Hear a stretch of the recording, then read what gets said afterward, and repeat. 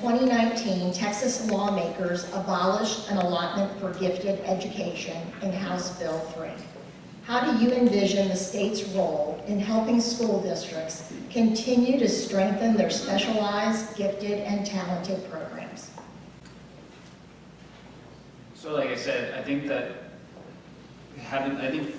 going back to kind of like what the mayor just said, like we can develop these programs right at the district level. I think the state coming down and imposing a very like strict step towards how we're actually going to address that is the wrong mentality. Like we don't like it when we're talking about STAR testing, but then we like it when we're talking about like different various programs. I think the more buy-in, the more district input that we're going to have in actually catering these needs is the best platform.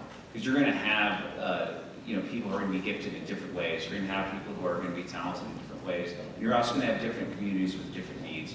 So we're going to have a lot more community development in how we're actually going to address that and how we're going to grow that. Thank you very much. Ms. Edmondson.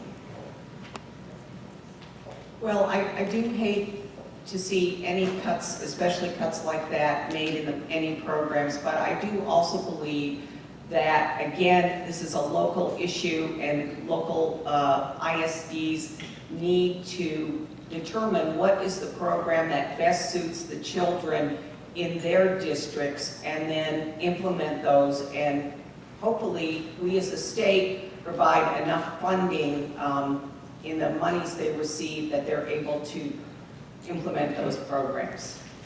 Thank you. Mr. Whitfield? I was fortunate to have a discussion just about 2 or 3 weeks ago with a gifted and talented teacher at one of our elementary schools in HEB-ISD. And she was concerned about these cuts in funds, but I know that our school districts are having discussions about how they'll bridge that gap, make sure that we can provide the services for every child of every learning style throughout our school districts. And I know that it's not just HEB, that every school district is going to be facing this challenge. So I would come back to the point we made earlier, and that is we who attempt to be the representatives at any level of government absolutely need to listen to our teachers. We need to listen to the frontline educators about what they need to serve our children. Thank you. Mr. Ritter?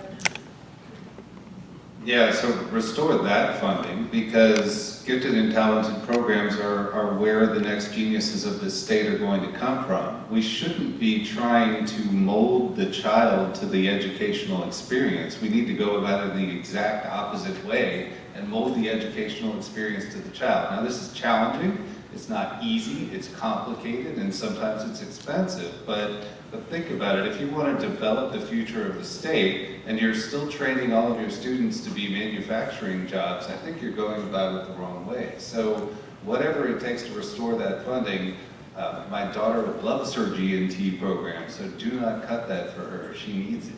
I'm telling you, she needs it. Thank you. Thank you. Mr. Griffin? Yeah, so it's unfortunate that the funding was eliminated, but in all our school districts, I mean, you're going to have different paths forward to your education, and gifted and talented is one of those. I know in GCISD they also have the Aspire Academy, which my wife has that at her elementary school. So I know there's various different pathways to getting education. We need to find a way to take care of that. I know in some other states they cover the gifted and talented under the special education funding piece, but I think it's important to have multiple pathways for those students to be able to get an education or a trade or a talent or whatever they need. Thank you. Thank you. Representative Virginia? Is anyone here from GCISD? Okay, well, you should give yourselves a round of applause because you were probably the loudest and the most impactful when it came to this conversation we had during the session.